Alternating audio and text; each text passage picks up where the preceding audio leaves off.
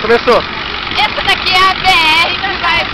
É a Estrada Fortaleza que vai parar na Bolívia.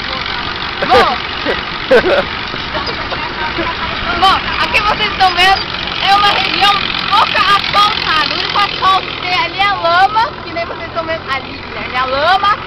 Tá, já filmei. E aqui nós estamos atravessando a fazenda Remanso. Que no caso é a fazenda que estamos hospedados. Aqui nós temos vários animais de Pantanal, tipo uma anta. Sem comentários. Bom, não sei se é outra anta que está falando também, né? Não sei. Vemos vários animais silvestres. Bom, não sei onde é que estão. Estão por aí os animais silvestres. Bom, nós temos ali um facho de luz. Olha lá, e o cameraman quase cai. É, e o cameraman tá faltando mais. Pelo amor de Deus!